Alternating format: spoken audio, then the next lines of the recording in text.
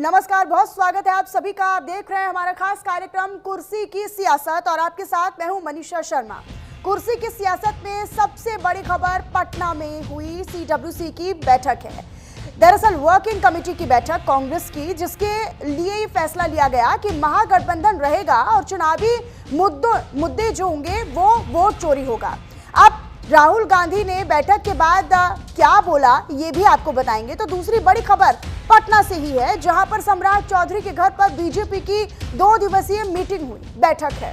अब इस मीटिंग में, इस बैठक में उम्मीदवारों के नाम पर चर्चा होगी। अब तीसरी बड़ी खबर सीमांचल में असदुद्दीन ओवैसी की रैली से जुड़ी है।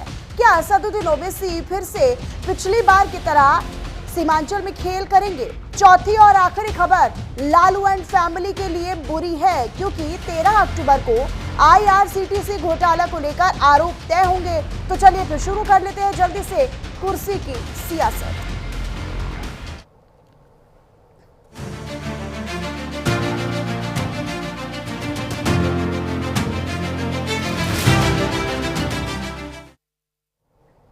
और शुरुआत बड़ी खबर के साथ कर लेते हैं। दरअसल बिहार में कांग्रेस वर्किंग कमेटी की बैठक खत्म हो चुकी है और इस बड़ी बैठक में कई अहम मुद्दों को लेकर मंथन हुआ। 85 साल बाद पटना में सीडब्ल्यूसी की बैठक हुई। आजादी के बाद ये पहला मौका था जब बिहार के पटना में कांग्रेस वर्किंग कमेटी की बैठक हुई। कांग्रेस की ये बड़ी बैठक, जिसमें वोट चोरी से मुद्दा शुरू हुआ और कई अहम मुद्दों को इसमें तवज्जो भी दी गई।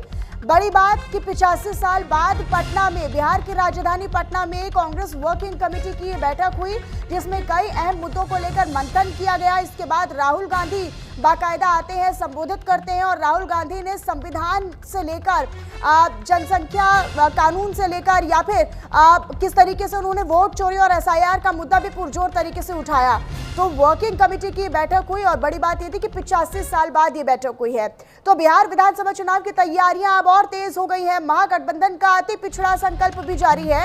अति पिछड़ा समुदाय के लिए कई घोषणाएं की जा रही हैं। आरक्षण की सीमा बढ़ाए जाने और नए कानून की घोषणाएं की जा रही हैं। सरकारी ठेकों में SC ST और अति पिछड़ों को 50% का आरक्षण दिया जाएगा। ये अब कांग्रेस की तरफ से घोषणा की जा रही है। तो जैसे जैसे बिहार विधानसभा चुनाव अब नजदीक आ रहे हैं, वैसे वैसे ही बिहार की जो सियासी सरगर्मियां हैं वो भी तेज होती नजर आ रही है। कई तमाम बड़े फैसले, कई तमाम बड़ी घोषणाएं जो हैं वो दल कर रहे हैं। चाहे कांग्रेस की बात करें, पूरे महागठबंधन की बात करें, NDA ब्लॉक की बात करें, तो सब अपने अपने हिसाब से, अपने अपने स्तर पर आकलन कर ये घोषणाएं कर रहे हैं। मेरे साथ मेरी सहयोगी कनिका इस वक्त लाइव जुड़ी हुई है अधिक जानकारी के साथ। कनिका, जैसे जैसे नजदीक आ रहे हैं बिहार में चुनाव, वैसे वैसे ही रोचक होता जा रहा है, वैसे वैसे ही घोषणाएं हो रही हैं। अब कांग्रेस वर्किंग कमेटी की बैठक हुई है। इस बैठक में क्या अहम मुद्दे रहे? आने वाले समय में कांग्रेस जो है वो किन मुद्दों को लेकर मुख्य तौर पर अब सड़कों पर उतरने वाली है? देखिए, कांग्रेस वर्किंग कमेटी की बैठक एक लंबे समय के बाद पटना में हुई और कहीं ना कहीं कांग्रेस ने अपना महामंथन जो है वो पटना में किया। बैठक में वोट चोरी मामले को लेकर जो है कांग्रेस तय किया है कि बूथ लेवल तक कांग्रेस जो है इस मुद्दे को लेकर जाएगी। कई राज्यों में, अलग अलग राज्यों में बड़ी बड़ी प्रेस कॉन्फ्रेंस होंगी। इसके अलावा जो है तमाम इन मुद्दों को लेकर प्रदर्शन से लेकर तमाम तरह की जो पार्टी ने तैयार की रणनीति उसको पूरा किया जाएगा। यानी कि पूरा सीडब्ल्यूसी की बैठक की बात करें तो देश के तमाम मुद्दों को लेकर चर्चा हुई है। लेकिन कांग्रेस पार्टी और महागठबंधन ने जिस तरह से वोट चोरी का मुद्दा उठाया और चुनाव आयोग को घेरा है, जाहिर सी बात है कि आने वाले दिनों में कांग्रेस पार्टी बूथ लेवल तक अपने इस मुद्दे को ले जाने की कोशिश करेगी। जगह जगह बड़ी बड़ी प्रेस कॉन्फ्रेंस होंगी। इसके अलावा क्योंकि बिहार का विधानसभा चुनाव है, 20 जिलों में कांग्रेस पार्टी जो है घर घर अभियान की शुरुआत करेगी, जिसमें बड़े नेता जो है कांग्रेस पार्टी के जाएंगे और वहां पे प्रेस कॉन्फ्रेंस करेंगे। यानी कि कांग्रेस की ओर से बिहार के मुद्दों के साथ साथ वोट चोरी का मुद्दा जो है प्राथमिकता से उठाया जाएगा। और इस बैठक में साफ तौर पे देश के तमाम मुद्दों के साथ साथ वोट चोरी को लेकर आगे क्या रूपरेखा रखी जाएगी उसको लेकर साफ तौर पे बैठक में चर्चा की गई है। ठीक है, आप बनी रहिएगा कनिका, मैं आपका रुख करूंगी अगली खबरों के लिए भी। लेकिन इसी बीच एक बड़ी जानकारी मिल रही है राहुल गांधी के बयान को लेकर। अपने दर्शकों को जानकारी साझा करें। दरअसल बयान में कहा गया है कि पूरे देश में आपका हक चोरी हो रहा है, आपका अधिकार चोरी हो रहा है, ये राहुल गांधी कह रहे हैं। राहुल गांधी ने आगे अपने बयान में कहा है कि वोटर अधिकार यात्रा आपकी वजह से सफल हो पाई है। रिजर्वेशन रेगुलेशन अथॉरिटी बनाई जाएगी, 50% आरक्षण की दीवार को तोड़ा जाएगा। ये बड़ी बात राहुल गांधी अपने संबोधन में कहते हुए नजर आए। इस संविधान को मानते हैं और इस संविधान में लिखा है कि हर व्यक्ति को इस देश की प्रगति में भागीदारी मिलनी चाहिए, चाहे वो किसी भी जात का हो, चाहे वो किसी भी धर्म का हो, स्त्री हो, पुरुष हो। इस संविधान में लिखा हुआ है। बीजेपी संविधान को खत्म कर रही है। मैंने हाइड्रोजन बॉम्ब की बात करी है, वो आएगा, ठहर जाइए, वो आ रहा है, वो आएगा। और फिर आपको बीजेपी की जो सच्चाई है, जो इन्होंने पूरे देश में किया है, बिहार में करने की कोशिश कर रहे थे और बिहार के युवा ने इनको रोक दिया है, उसकी सच्चाई आप सबको पता लग जाएगा। तो कनिका लगातार हमारे साथ हमारी सहयोगी बनी हुई है। कनिका, वैसे तो कई बातों का जिक्र करते हुए वो नजर आए, एसआईआर का मुद्दा हो या वोट चोरी का मुद्दा हो, राहुल गांधी अलग अलग मंचों से इस बात को दोहराते हैं। लेकिन उन्होंने बड़ी बात रिजर्वेशन को लेकर की, उन्होंने कहा कि सरकार बनेगी तो रिजर्वेशन रेगुलेशन अथॉरिटी बनाएंगे, 50% आरक्षण की बात उन्होंने कही। उन्होंने कहा कि वो दीवार को तोड़ेंगे। देखिए, राहुल गांधी की दो बड़े मुद्दे राहुल गांधी एक लंबे समय से उठा रहे हैं। लोकसभा चुनाव में राहुल गांधी ने संविधान का मुद्दा उठाया था और पूरी कांग्रेस पार्टी और महागठबंधन जो है इस मुद्दे के साथ आगे बढ़े थे। अब राहुल गांधी ने उसके बाद जो है ये कहा था कि जो रिजर्वेशन 50% आरक्षित किया गया है उसको वो आगे बढ़ाएंगे।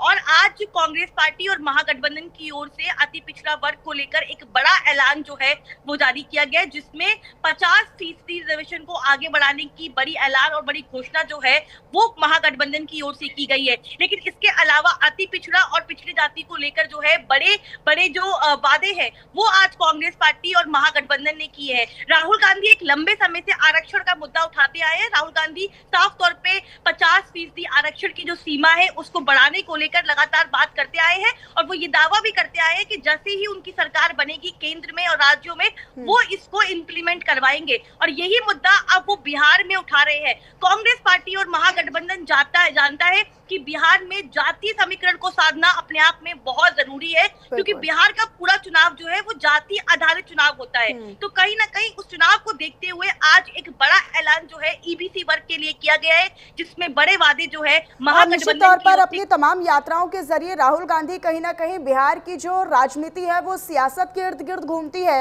इस बात को भी जान चुके हैं, समझ चुके हैं और इसी के इर्द गिर्द अब वो अपनी एक रोड मैप तैयार कर रहे हैं और यहीं से सियासत को आगे बढ़ाने का भी काम कर रहे हैं। बहुत शुक्रिया आपका कनिका, इन तमाम खबरों पर अपनी जानकारी साझा की। और सीधे आपको रुक करवा देते हैं जहां पर बीजेपी प्रवक्ता संबित पात्रा प्रेस कॉन्फ्रेंस के दौरान राहुल गांधी की तमाम बातों पर पलटवार कर रहे हैं। सुनिए। एक कास्टलेस सोसाइटी की तरफ जाना चाहिए, हमें कास्ट को बढ़ावा नहीं देना चाहिए। उन्होंने उस समय स्पष्ट रूप से ओबीसी के रिजर्वेशन के खिलाफ अपना मंतव्य रखा था, अपना भाषण दिया था।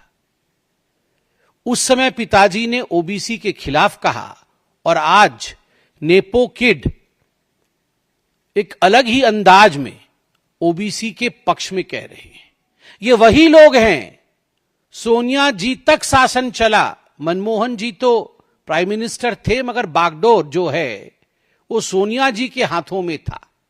ओबीसी आयोग तक नहीं बनाया गया इन लोगों से। ओबीसी आयोग जिन लोगों ने नहीं बनाया वो आज हमें यह भाषण दे रहे हैं कि हम आएंगे तो ऐसा होगा, हम आएंगे तो वैसा होगा। आप चिंता करके देखिए, इनकी जो अपीजमेंट की पॉलिटिक्स है वो केवल एक धर्म तक सीमित है।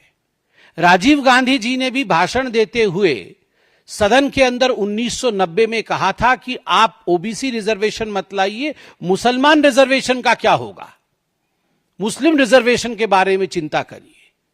आज भी राहुल गांधी जी ने मुस्लिम रिजर्वेशन के बारे में बोला है। कर्नाटक के अंदर ये जो कास्ट सेंसस की बात हो रही है, कास्ट सेंसस नरेंद्र मोदी जी ने इसे स्थापित किया है, नरेंद्र मोदी जी ने डिक्लेयर किया है। हमारे देश के OBC prime minister Narendra Modi ji ने कास्ट सेंसस होगा इसका कुछ दिनों पहले ऐलान भी किया, पार्लियामेंट में यह घोषित हुआ। मगर कर्नाटक के अंदर जहां कास्ट सेंसस चलने की बात हुई थी, अभी तक उसके नतीजे क्यों नहीं आ पाए? क्यों दोबारा कास्ट सेंसस करना पड़ा? क्यों कांग्रेस के अंदर भी एक चुप्पी छाई हुई है? क्यों कांग्रेस के अंदर भी कहीं ना कहीं कर्नाटक में सुगबुगाहट है? क्या कारण रहा है कि कास्ट सेंसस के माध्यम से भी कर्नाटक में कांग्रेस पार्टी माइनॉरिटी अपीजमेंट में लगी हुई है। आप देखिए, कुर्बा क्रिश्चियन, ब्राह्मण क्रिश्चियन, वोकलिंगा क्रिश्चियन, ऐसा कास्ट आपने सुना है क्या कहीं? 26 ऐसे कास्ट उन्होंने कर्नाटक